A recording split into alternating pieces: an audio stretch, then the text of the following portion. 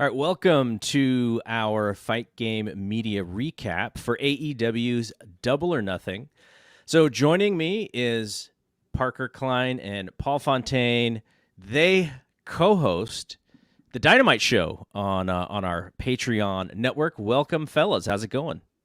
It's going well. I thought tonight's show was awesome, so I'm excited to talk about it. It should be a lot of fun. It's going pretty good. So I guess the thing to kick off for me, at least, because I was able to watch it with a few people. Did you guys watch it? I think, Paul, you mentioned you still have to watch it alone. But Parker, did you watch it alone? Did you watch with some friends? Like, how did that work? So since I do the live coverage for F4W, I'm solo for indefinitely for AEW events. So I didn't get any reaction, but obviously I'm on Twitter the whole time engaging the reactions there. Right. Yeah. Okay, so I think people are probably interested in this. I was watching with Dave Meltzer. I was watching with John LaRocca, who is my co-host on the Fight Game podcast, and our buddy Jeremy Feinstone, who you guys know, and people have maybe seen him on one of these shows. But yeah, it was a blast to, actually, and Pampero Firpo's daughter was there. Yeah, I heard about Mary. Gosh, that's awesome. Yeah, Mary was there. Mary's been to, I think this is her second show that she's actually been to at Dave's. So that was a lot of fun because, Mary's perspective is one of somebody who very much understands the wrestling business. She grew up with it. Her father was obviously a wrestler. So she really understands wrestling, but she also doesn't necessarily follow it super closely. She follows it enough to where she, she had thoughts, she had feedback, she kind of knew what she liked and didn't like. And so it was fun watching with her because she's sort of the one casual with, the rest of us are super hardcore, diehard fans. And so that was a lot of fun. But the first time, Dave and I always mention this, literally that night that the Utah Jazz canceled the basketball game because Rudy Gobert became NBA's patient zero. That was the last time that I was able to hang out with Dave because we were watching basically Dynamite every Wednesday at his house at that point. And so now, fast forward, 15 months or something, we were finally back at his house. And so that was a lot of fun just to see wrestling with people. And you saw that crowd, right? Like that crowd had the same feeling as I did. Okay, so first off, we'll get to a couple topics, but Parker, you said that you really thought the show was great. I want to get everybody's reaction. So Paul, we'll actually lead with you. Rate it on a score of 1 to 10, and tell me what you thought as far as the show. So I would go 6.5. Yeah, I was really pumped up for this show, and it didn't quite live up to my expectations, but I thought it was really good. So 6.5 for me is a good score. There was a few, it dragged. I think it would have been a better show if you'd chopped off a couple matches. Then it would have been like almost a card of the year. Interesting. Okay. So Parker, I'm going to guess that you're going higher than 6.5. I am going higher. That's 2 shows in a row that I've been much higher than Paul. I think it's partially the crowd, but I would probably go an 8.5 for the show. I thought it was almost entirely successful aside from 1 or 2 things throughout the show. So yeah, I loved it. So I would say I'm in the middle. Like I'm absolutely in the middle of you guys. When I thought about this, because I sent you guys a couple of heads up as far as the things I wanted to talk about. My thought coming out of that show was 7.5, and I think if I looked at the first 2 hours of that show, I would have thought that I would have trended a little bit higher. I do think long show that this happens. I thought it happened at their last show as well, and there is, I think part of it is they want to have a lot of something for everybody. And so you had a lot of long matches. I'm sure in their mind, Britt Baker and Sheeta was deserving of the length. And I agree with that as well. But there were things in that match that I thought If they were left out, the match would have been a lot better. But you can't do that because this is a championship match, and it's not. I'm not only picking on the women. I thought Cody and Ogogo similarly. The crowd was not into that match. I wasn't in that match. It was a little. You could tell that there was some struggle there for Cody to work this match, and Ogogo tried really hard. I'm not taking anything away from him. So I was at 7.5, right, sort of in the middle of you guys.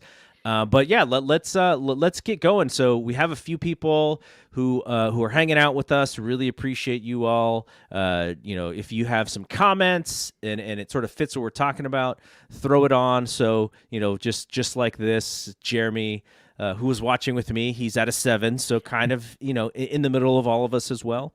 But yeah, let's actually talk about some of the stuff. So let's go around the table here, and Parker, let's start with you. What was the best match of the night? It was tough because I think there were 4 deserving of this qualification. I'm going to shout out the World Championship 3-way, Hangman Page versus Brian Cage, and the pre-show match, the buy-in match, Serena Deeb versus Riho. I thought those were all fantastic. But for me, the best match on the show was the Young Bucks defending the tag titles against Moxley and Kingston. I think that was exactly, if there was any match on the show that was exactly what it should have been in my estimation, it's this match, because you got the Bucks just being, going ever further into their, relatively new heel personas. You have the perfect foils in baby faces that the crowd just adores in Moxley and Kingston. You got multiple hot tags, some great action throughout, fun little creativity like with the Jordans. So lots of fun throughout. So for that, I would say that the tag team title match was my match of the show. Our buddy Juan wanted me to send you a message. I see. Oh, no, sorry. That was the wrong one. Yeah. Sorry. That was the wrong one. Fair enough. There we go.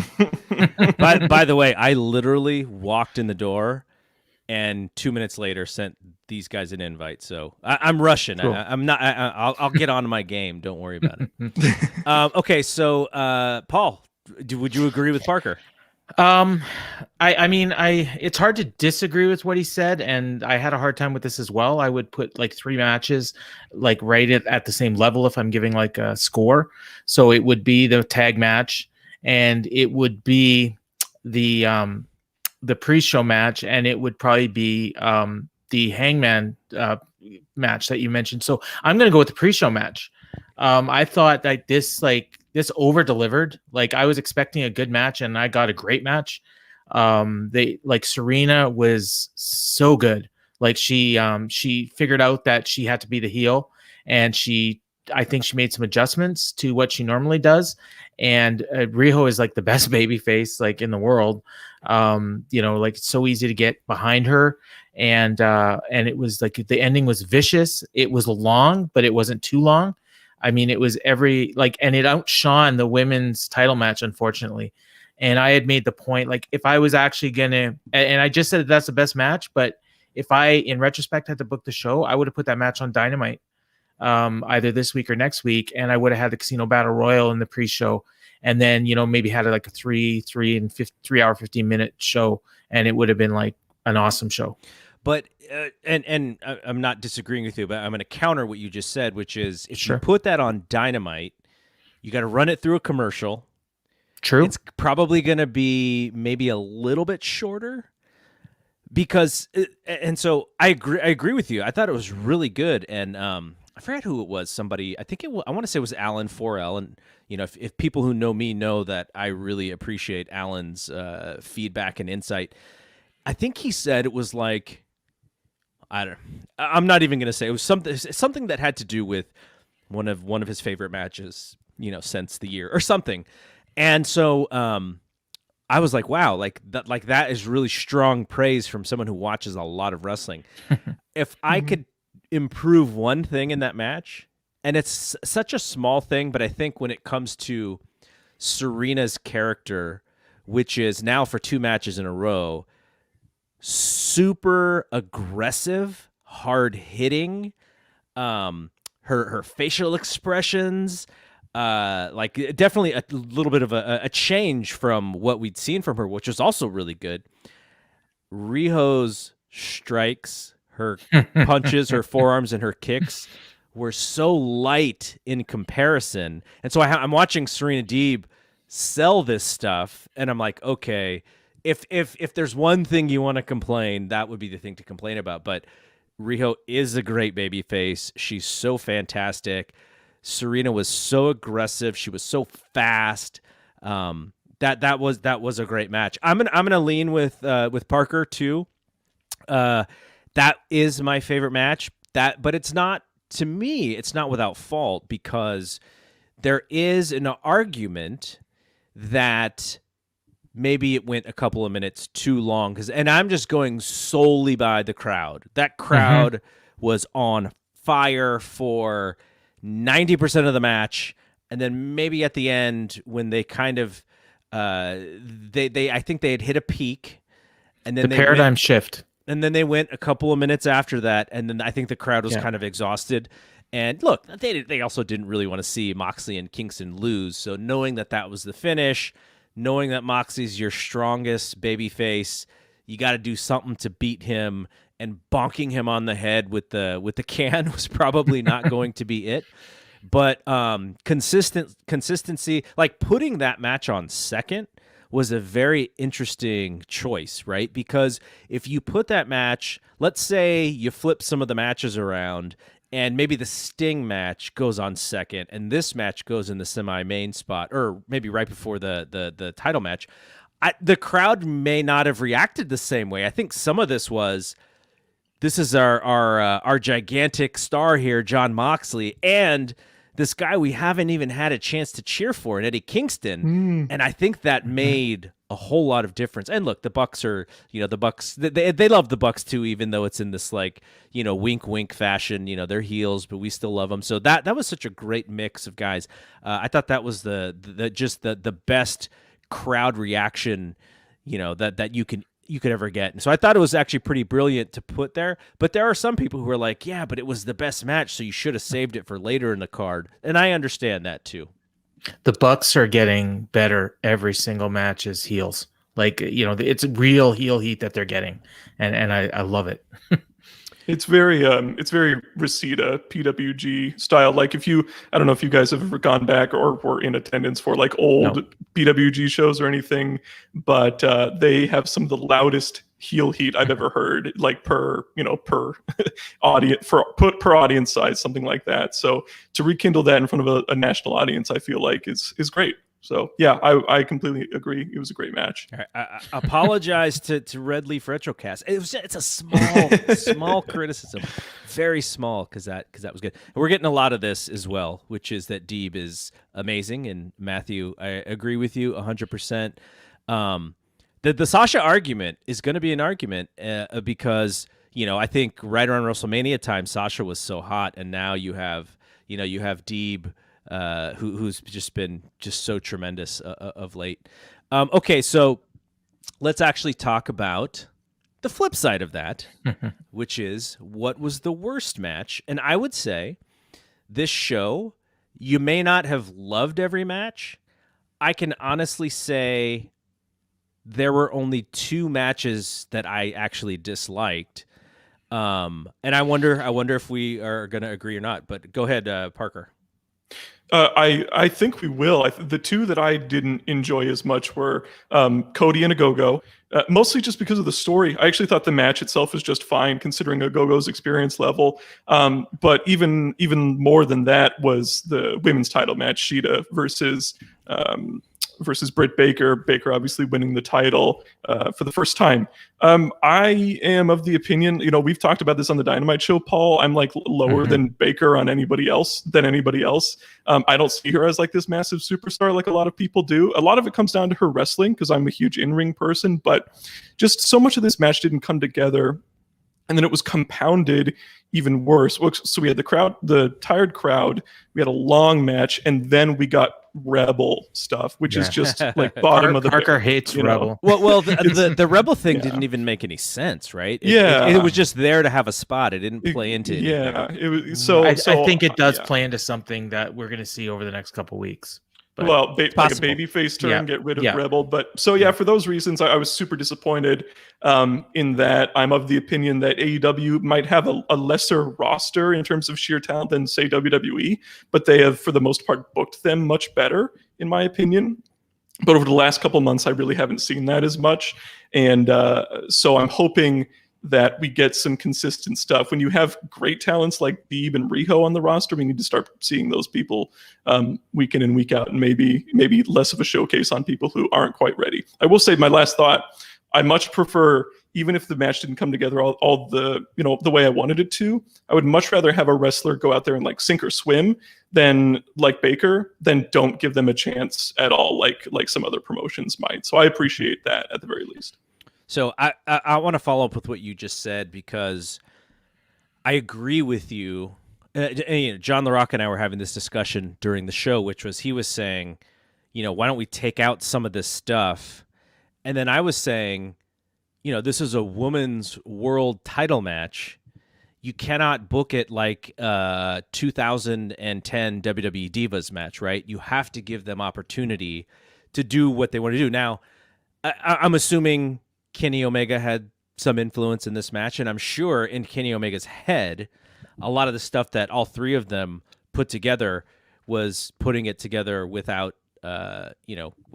fail. And I think some of the things that they did, maybe some of the more challenging things, weren't well executed, and that was unfortunate, because if they were better executed, the match would have been a lot better. And that, but I do think we got a great moment out of it, even though I didn't like the match.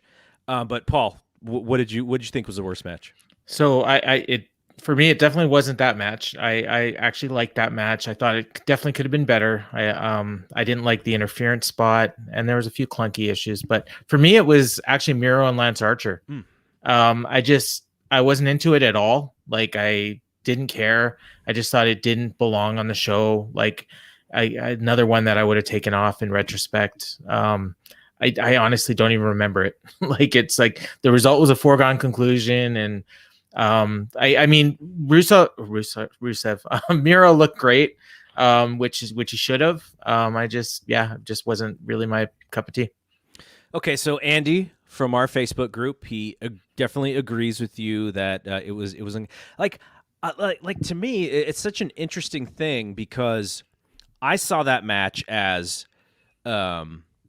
it was again, going back to the analogy about having different styles of things, because knowing that you're going to have these long championship matches, having something that was more like a sprint, I think you could probably throw, even though Paige and Cage was a little bit of a longer match, they were out there to set a tempo, right?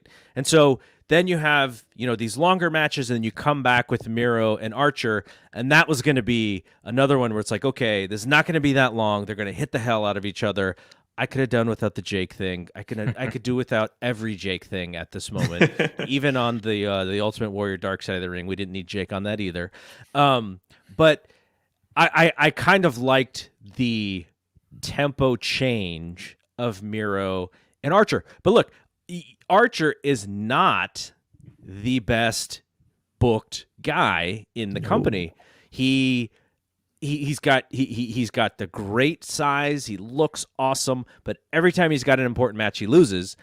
And some of that is just that he's kind of in this upper middle. There's a lot of guys like that who are sort of at the same level, and he then takes the loss, probably because I guess he was the babyface in this match. But so it's kind of sucks, because I love him so much. Anybody who watched him in the G1 and New Japan was like, this is one of the guys, and he's just been kind of stuck in that time. So Matthew said, I'm surprised no one listed the Battle Z Royal.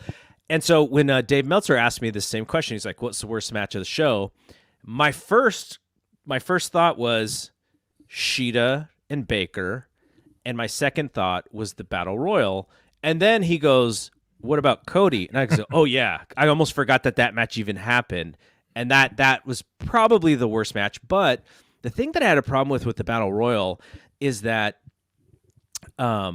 when it came to the announcers and when it came to the camera, because I'm writing it up for the website, right? Mm-hmm. And when Dave Meltzer has to ask you like 3 times, wait, who just got thrown out?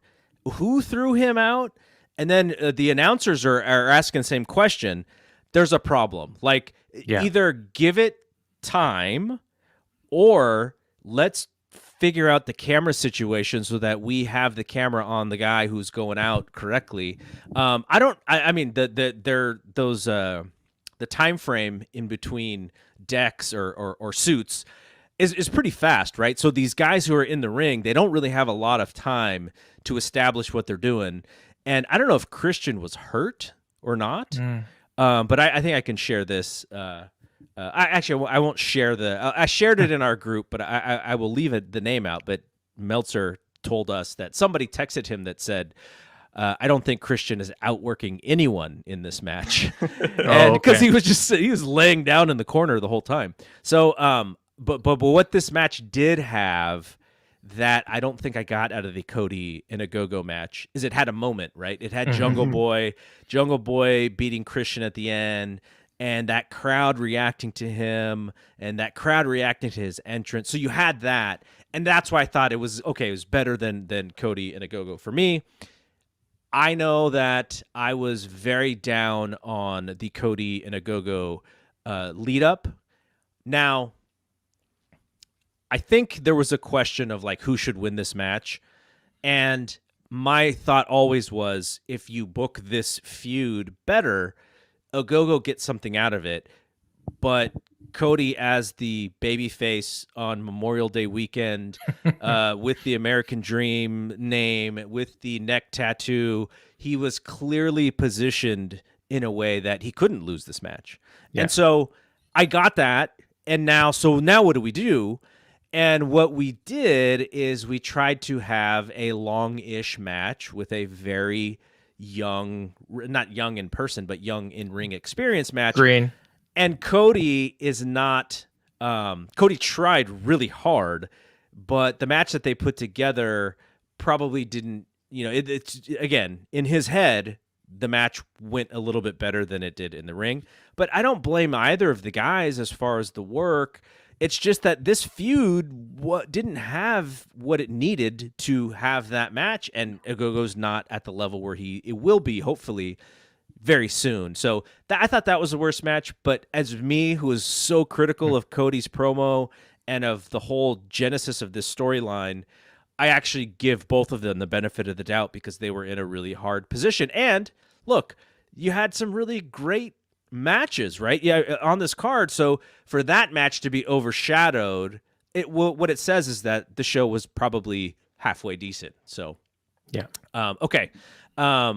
So the next question I have for you guys, which is a little bit different from the best match, what was the best moment? Like, what was like when we look back 6 months from now?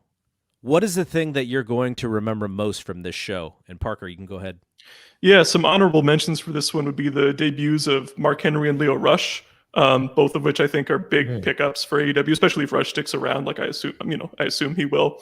There were a couple really great moments in the Stampede, like Urban Meyer was very memorable. I thought that was very funny. Rich Eisen from the used to be on ESPN. He tweeted it, so that was actually really cool because I thought it was just like going to be us wrestling fans saying something, but Rich Eisen covers the NFL draft.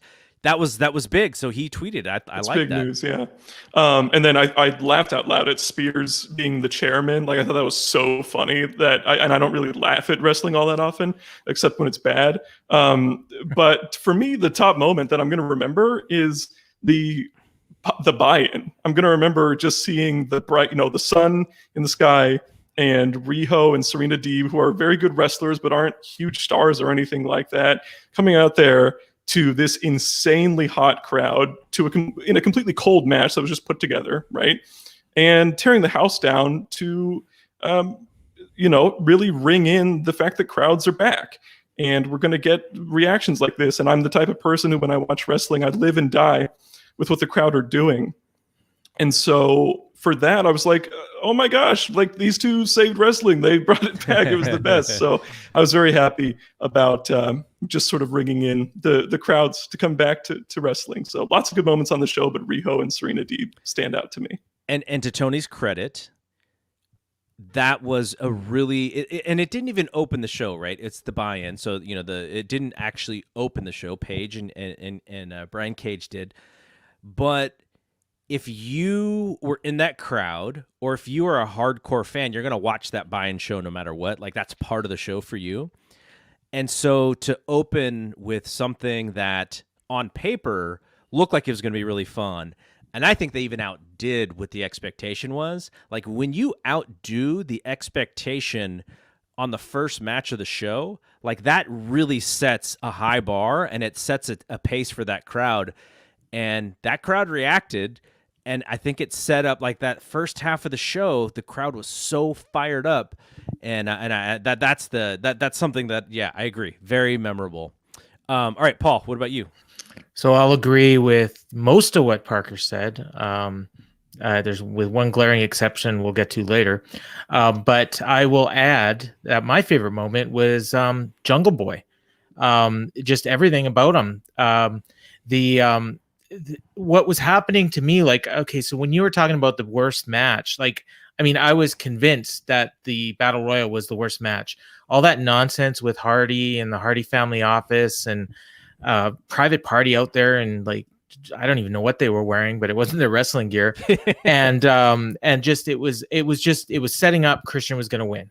And and you just knew Christian was going to win. There's no other way anybody but Christian's going to win. And then the fans started singing his song, and they're chanting Jungle Boy, and I'm like, they got to call an audible here. Yeah. Like, and like, they got to put Jungle Boy over. And then they did. And like, I don't think they called an audible. I think that was the plan. So, yeah. But I mean, it was well booked because the fans wanted it, and then they got it.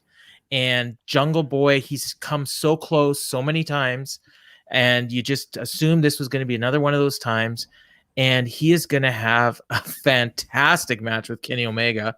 2 weeks, right? They said 2 weeks. Yeah, yep. 2 weeks. And I assume it'll be taped next week. So hopefully the spoilers don't get out. But yeah, so for me, it was Jungle Boy. It was the singing of the song. It was the crowd just instantaneously erupting during the match, singing the song. It was kind of like with Bailey. And if it was WWE, they would have changed it and said, no, we're not giving them what they want. Yeah. And, here it was like, no, he won, and he's getting a world title match. And this was about, putting over a new star. And then they did in the main event too. So it was cool. All right, so I want to share a couple of the ones that people have mentioned. Sting doing the dive. Yeah. So we did get to see Sting do some stuff. I would have audibled on him actually taking his shirt off, because he looks like a big, impressive guy with the shirt on. Then he took it off, and I was like, oh, who's the guy with the sock tan that goes all over his body? But man, he did everything, right? He did. Yeah, he was awesome. He did a couple of the Stinger splashes. He did the Scorpion Death Drop, Scorpion leg lock. So Sting did, like, were you did Sting doing Sting stuff make you sort of feel good? Parker, you didn't get to see Sting in his prime because you're younger, but Paul and I, it's like Sting was such a big part of us when we're like teenagers. This was like TNA Sting, which, like, it wasn't WCW Sting, but it was TNA Sting. And that was 15 years ago. Like, it was great. Like, it was so much better than I was expecting. And I loved it. I thought we were going to get Darby wrestling 90% of the match. Sting comes in, does a Stinger splash and the Scorpion Death Drop or whatever. But I mean, he wrestled the tag match, as if you. And I keep remembering, like, other moments, like that incredible bump that Darby took out to the fans is like the ninth most impressive thing that happened on the show, but it was incredible in and of itself. So, I thought Sting was awesome. All right, I'll share one more from Matthew before we get to mine. Post-match celebration being such a feel-good moment. So that's Sammy winning the match for the Inner Circle. And Christian not turning heel when they were kind of, I didn't sense that he was going to turn heel, but he did kind of get in front of Jungle Boy there, and so agree with that first one especially. But the one that I really liked And let's see. I think Jeremy mentioned it, which is the entrance, Moxley and Kingston coming out. Now, folks who listen to this probably know that I do some shows with John. We're mostly talking UFC and not as much pro wrestling, but I get to talk with him off recording as well. And one of the things that I think, and I even asked this to Eddie Kingston on Wrestling Observer Radio, which is, you've been with AEW during the pandemic, meaning very few live fans. The entire fan base has watched you become a fan favorite. And then when you get in front of a crowd again, like this is like a gigantic crowd and probably a bigger crowd than you've ever been in front of before. I think this was the beginning of that for him, right? Like him and Moxley coming out and Moxley grabbing the 40-ouncer and banging it on his head like he was the Sandman. Eddie looked like he was having the time of his life there. And that's like a fun thing about wrestling now. Some people will probably say, oh, got to be a professional. And this is fun for them. Like, when I get to talk to John is very reserved. He doesn't really put anything over. It's just like, oh yeah, that was cool. Or, oh yeah, that was cool. I watched that dude tonight. And I was like, this is exactly what this dude is into. The fans just going nuts. And that's something that I will always remember from the show was just, Moxley and Kingston being over crazy. And, you go back to the, what Paul had said about, let's call an audible. I so desperately wanted Moxley and Kingston to win this match, knowing in the back of my head that they probably weren't. But because like that's what is good about pro wrestling, right? Like we're so close to it that we probably have a good idea of what's going to happen.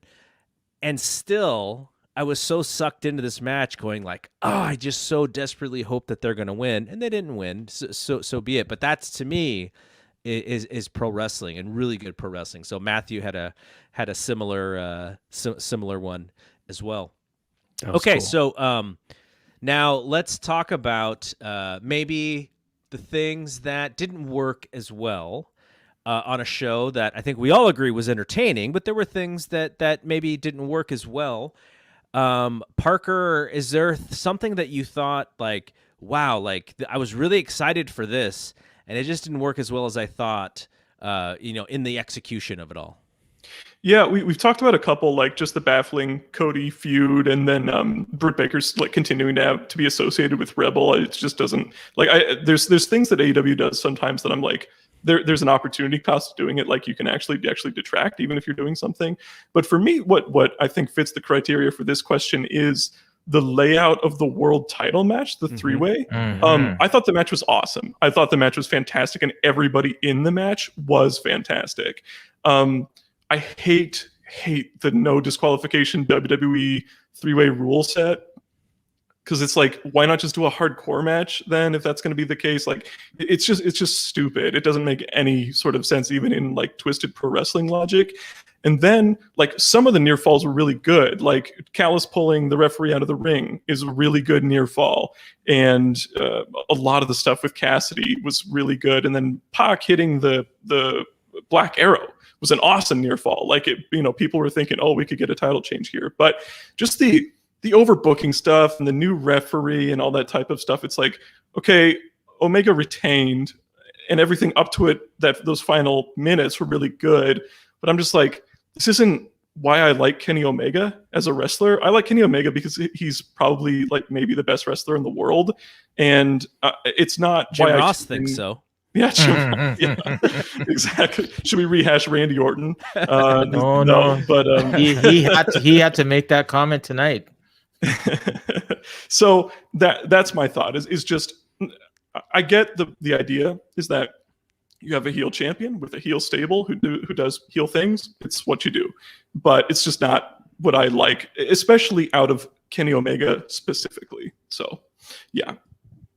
So, I think what you said about that was I don't know if I agree 100%. I will say that if you think through how they booked the finish of that match, so Kenny with the 4 belts, knocking out Pac.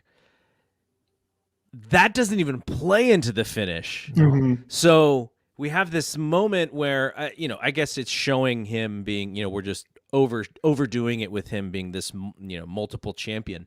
But you go through all of that. So the referee is got to lay on the ground and peek underneath his arm like 7 times. You have to have the other referee come in. You have to have Orange get the near fall, and then Kenny beat him with the crucifix. I would say let's pick one or the other. Either you have the really good scientific wrestling finish, or you have the Gaga finish. Copyright John LaRocca, Gaga. You have that finish, and let's pick one. Like, I didn't need to see both, and I'm not exactly sure why they did it that way. Other than, maybe, Kenny's just like the smartest guy, like he can do both things. I don't know. I don't really know why they did it that way, but no, I mean, that's a good one. What about you, Paul? Well, I just want to add to that. Like I mentioned Sting earlier and compared him to TNA Sting. This was TNA Jarrett. Like that's what I just totally had flashbacks to every Jeff Jarrett title match in TNA, and I didn't like it. And that's why I didn't bring it up in my best matches, because it was leading up to be one of the best matches of the night, maybe the best match of the night. And that finish, the last 2 minutes just took it way out for me. But I was going to say, I didn't think Leo Rush as the wild card worked at all. Like the last time anybody saw him, he was on NXT. He was basically a jobber, and I mean, people probably think he's Leon Ruff, like the names are similar, and like they don't look anything alike, but you know what I mean? Like the names are similar. They're both shorter guys. And he didn't do anything in the match. And that was the thing. Like he wasn't going to win. So if he wasn't going to win, why even bother? And that's kind of why I think that, like, why not just put like John Silver in there or something, like if it's just going to be a guy that's going to be out in 2 minutes. That was Oliver Kopp's mystery guy. Yeah. Well, and then he tweeted that he said, I'm going to run in on every match. Like, because I don't know why he was there. Like he told us in the clinch when we had him on a couple months ago that he was staying home until his shoulder was rehabbed. So yeah. I assumed when I saw him last week on the show that he'd be in the Battle Royal, but I guess he's probably still not 100%. I'm surprised at the negative reaction to Leo Rush, because I'm just a huge fan of his personally as a wrestler. Maybe I didn't think the booking was bad in the match, just personally, because like they clearly tried to give him some like showcase stuff and showcase his athleticism, which he had that long sequence with both members of Private Party where he was just kind of outrunning both of them. So I thought that was fine. There were like a couple moments like that. He does that rope rebound stunner that it just didn't work. So Christian just kind of had to stop running, right? But I was super happy about Leo Rush, and I hope he's like a regular character on TV going forward. I like him, like I like his matches. I just when they announced his name, I was just like, Leo Rush, like that. I mean, that's was my immediate reaction. I think, I get the disappointment, but I think if they would have let him do something, and yes. when they did let him do something, him and Private Party like kind of were off a little bit together, and that's the right group. Like that was the right thing to do, is because all those guys can do some really creative stuff, and they mistimed a little bit, but let the guy hang out in the ring for a little bit, maybe get him to the final 4 if he's going to be the Joker. But Max Caster similarly, because he comes out now, I think he mistimed the end of his rap because he wanted Dustin to look at him, and Dustin wasn't looking. Just look at him, Dustin. but the same thing, right? Like Max Caster, I'm just thinking like, okay, I love this guy. I want to see him get to that final 4, and then he was like out in like 2 minutes. I'm like, what the hell happened? So I will say my main. I'll give a couple of disappointments. The main event, and I understand why they did it this way, but they basically structured the main event as, 4 separate shots, right? There was Jericho against MJF. Then there was Wardlow and Hager. Then there was the two tag teams, and then you had Sammy and Spear. So there was very little intermingling like last year. Last year there was a lot of intermingling, and it was all just like, okay, let's focus on what these guys are doing, and then let's focus on what these guys are doing. So it didn't have the same, I would say, I don't know if creativity is the right word, but there was a few things that they did last year that made that match memorable, and they didn't do that this year. They have their reasons. I think they wanted to like kind of focus more on the backstage stuff and less on the field, which is totally fine because on the field it is kind of goofy.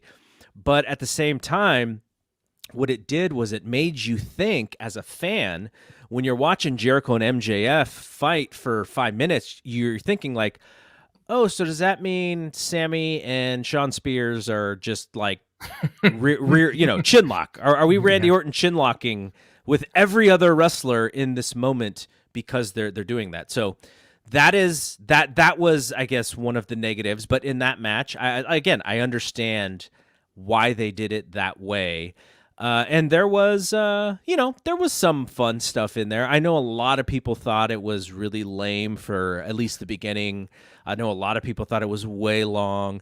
I got enough kick out of stuff like Conan being the DJ, like that, made me laugh. I think you said the chairman thing was cute. Santana and Ortiz and FTR taking a shot before they just went and battled like that. Their brawl, I thought, was like the best one, and so I think maybe that would be an answer. But I think the main one to me, and I only say this because I so badly wanted this match to work, which is they overshot their target for Britt Baker and Shida. I'll use John LaRocca again. John LaRocca, my co-host on Fight Game Podcast, he said what this match showed him was that when you put Britt with someone like Serena Deeb, you're going to get a good match. And if you put Shida with someone like Serena Deeb, you're going to get a good match.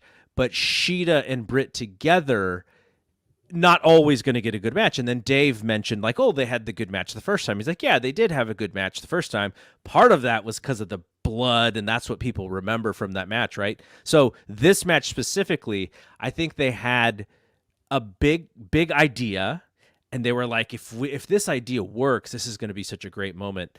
It was still a good moment, I thought. It was still a really good moment for Britt to win. She's clearly over with their fan base. But there were things in that match where I was just like, okay, because this didn't hit the target, it looked really bad. And maybe together they're not the greatest mix, but I thought, you're so trying to overshoot here, and when you don't hit the target, it just looks bad. And there were some moments there was like a moment in the corner where something didn't work, and I was just like, I felt bad because I so badly wanted them to have, one of the best matches of the night. So for me, that's what it was. But otherwise, I guess I was trying to think of some of the other things during the matches. I thought in the what was it? What was one of the matches? So it was in the opener with Page and Cage, and maybe this was supposed to actually happen because I think it probably worked for the best. But Brian Cage, he sets up to do the lariat, the buckshot, and so he's so big, he does that front flip, and he like has to catch his own balance. But I thought, and maybe this is the way that it was always supposed to be, but then I thought Adam Page stopped and then caught him in the F5, and it actually worked out. Yeah, but I don't think it was supposed to exactly be like that. Yeah, but that was another moment where I was like, oh, if they would have did that perfectly, holy crap, right? That thing would have been awesome. The only reason I think it might have been planned is because of the way Taz was selling it on commentary. Because as soon as Cage was going for it, he's like, oh no, don't do that, and then he screwed it up. Yeah. So it's possible it was a planned spot. Well, I think maybe it was planned, but I don't know if the hesitation. Yeah, I don't know if that hesitation was necessarily supposed to be there. Okay, so we've gone through a lot of the moments and a lot of the matches. I do want to talk a little bit more about the opener, Brian Cage and Adam Page. Parker, was this the right opening match for you, and did you think it set the pace for the show? Yeah, absolutely. It was very reminiscent of Hangman versus Omega in that Eliminator final from Full Gear last year, where they opened the show and just tore the house down, did everything they needed to do. The match was quick. It was like 12 minutes. It wasn't super long, epic or anything like that. Both guys are awesome wrestlers. We knew this was going to be awesome. I mean, I think on the Dynamite show for like 3 straight weeks now, I've been like, if they do this at the pay-per-view, this could steal the show. And they didn't quite steal the show, but they did absolutely everything they needed to do. And I like the story too. It's completely fine and natural that a group like Team Taz would have friction after losing so much, and you get one guy who's like, no, I'm done with this. I don't need this. I want to be like this. I want to be, a singles competitor. And so Cage, rejecting the help, I think is a supernatural, believable story, not overthinking it or anything like that, and exactly what should be next for Cage's character, because Cage can be a monster, but he's like Archer in that he does so much impressive stuff that fans kind of like him anyway. I thought this was a great opener. What do you think, Paul? Yeah, I mean, I have a hard time disagreeing with anything he said. I think Hangman's the perfect guy to open a show. Like, he's so over. As soon as that music starts and you hear the horse and he's out there and he's drinking, and eventually he'll probably be taking booze from the fans again, and so it's really cool. The story was great. I mean, it wasn't too much, like Dynamite sometimes gets, like where there's way too many interference. Like, it was just the right amount. Taz on commentary added to the match, which doesn't always happen when you have a fourth guy in the booth. But in this case, it did. He sold it really well. He sold the tension, the underlying tension in his team very well. Like, he was very complimentary to Hangman, which I thought was interesting. So, and no Dark Order, which was kind of weird. What do you think about this upcoming babyface turn for Cage? I hope it's going to be slow. I hope it's not just like next week on Dynamite he's like teaming with Hangman. Like, I hope it's like they do more of the where Taz he's got them under control. I want to see a big moment where Cage snaps and just goes crazy on all the guys in Team Taz, and he can't do that until Starks is healed, because he needs to like be throwing Starks around like a rag doll. Like, that to me, like, I can't wait to see that match. Like, I hope it's on all out in September, like Cage and Starks. Like, that seems about the right time frame. Speaking of All Out, they mentioned it. They also mentioned Full Gear as well. So they're all ready to get back into normal stuff here, which I thought great. This was the pay-per-view to do it. You got 5,000 people in that building or whatever. But yeah, so All Out is going to be in Chicago, and I'm pretty sure I'm going to be going to that.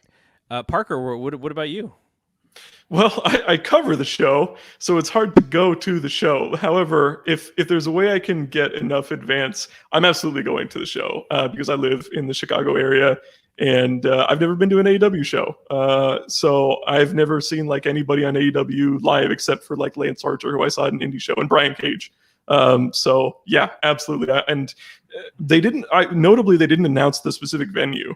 So they could be going bigger than previous, or in a different location in the Chicago area, because there's lots of arenas around here that are kind of in that same size that they've been doing recently. Party at Parker's. You might be able to get party at my place. you might be able to get media credential there, and then you can do the coverage from backstage. Yeah, that'd be sick. Okay, yeah, that'd be interesting. Yeah, I'm in. Sure. I'm in. I'm there. So the other match that we didn't really talk too much about, we talked about Sting. Garrett doesn't care if I'm going. You already told me that you're not going. You know what? No, I if we can travel, I am all about really travel hoping for to Canada. go. I might bring my daughter and set up a meet and greet so people can pay $5 and have a picture with Becky Lynch's best friend. Love it. That would be fun. Yeah. Okay, so the other match that I kind of want to talk a little bit more about, we didn't spend too much time on it, was Sting and Darby against Ethan Page and Scorpio Sky. I guess my main feedback on this was they obviously did it for the Stinger fans, for the people who were, maybe these older fans who are just big fans of Sting. Fine. Darby was, even though Darby got the main entrance, he got, Sting came out first. Darby was more the side piece than the featured attraction here. But my focus was more on Ethan Page and Scorpio Sky, because I think that so far, Ethan Page has been relegated very quickly, even though he was one of the surprises at the last pay-per-view, relegated to the mid-card so quickly. They're not out of it. They lost this match. Scorpio Sky, I think, is just he's in the wrong position. He needs to be babyface. But I liked Ethan Page in this match. I liked when this was kind of dangerous, but he did the overhead press of Darby and threw him into the front row. It was an awesome moment. I loved it. That was aggressive. He looked like a heel. He had the blood on his lip. Now it's hard for this kind of match where the whole thing was to get those fans happy for the Stinger, to where Page actually got something out of this. I don't know if he got something out of it, but for the first time in his AEW run, I was like, okay, there's something there. But what do they do? He's kind of stuck in this mid-card tag team.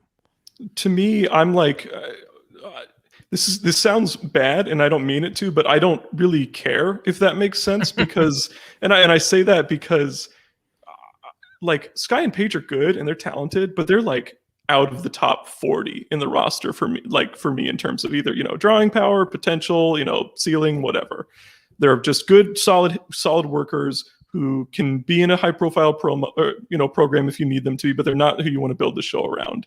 And so it's like, even though Paul and I didn't love the build to this or anything like that, with the constant post-match beatdowns that were just repetitive and boring, like, Sky and Page were perfect in their roles. When they were attacking Sting and Allen, I thought they felt like killers. And then losing to Sting, I don't care who you are, unless you're like in contention for world championships, losing to Sting or to Darby Allin is no problem for me, because Sting is such a big star even at his advanced age. So I didn't have a problem with the booking at all. Even though I did expect Ethan Page to actually pin Darby Allin in this match, I didn't have a problem with Sting winning at all, because it was such a feel-good moment. And if you're so worried about the future that you forget the present and you forget to make the fans happy in the moment, then you kind of lose something along the way. What do you think, Paul? So, I mean, the finish was exactly how I called it in our Facebook group. I thought, and I think I even might have said it on our show, I said, Sting pin Scorpio Sky, because that was the focus. Like, the focus was Ethan Page and Darby Allin, and it was Scorpio Sky and Sting. Scorpio Sky was saying, I'm going to take your spot as a franchise, which is ridiculous. I mean, number one, Sting isn't the franchise of AEW, so I don't know what spot he was trying to take, but I think they were protecting Page for something bigger. I don't know what that bigger is. Originally, I thought it might be to be the next TNT champion, but Miro got that. So I do think he's going to get a win over Darby Allin at some point. I think they like him a lot. I think he's a deceptively big, and he looked like a monster when he did that spot. So, and they were bringing up the backstory between the two of them quite a bit. So I feel like we're going to see a feud, a lengthy feud between them. Darby probably comes out at the end, but I think Page is going to get a big win over Darby at some point. So before we wrap this up, the last show was all about the surprises, right? They were teasing surprises, big surprises. Here, they left it pretty quiet. We got the Leo Rush thing, the Mark Henry thing. He's going to be an announcer on Rampage. That was nice. That was a really cool thing. It kind of, I don't know. It's very similar to the Big Show situation when Big Show came over. He's not going to add anything to your sort of star power in the ring, but he adds some credibility as a guy who had a good career with WWE, and now he's coming over to the other side because he believes in the other side. Like there's something to that. So that was cool. But there wasn't a big surprise on this show. I know people were wondering if Andrade was going to show up. There's the Daniel Bryan rumors that are out there. But they stayed away from that. Do you think that was a good thing? Because they could have said, "Oh, we're gonna have a surprise," and then it ends up being Lio Rush. And I don't know if fans would have been happy or disappointed in that. But they chose a little bit of a different game this time. Paul, what did you think about that strategy?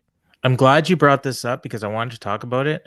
The difference in the reception to Mark Henry being introduced here and the feel-good moment and the way everybody felt seeing it, and contrast that to Christian coming out as the big surprise on the last show when everybody was hoping, oh, it's going to be Brock Lesnar, it's going to be CM Punk, it's going to be, whoever Kurt Angle, we all thought it was going to be in our minds.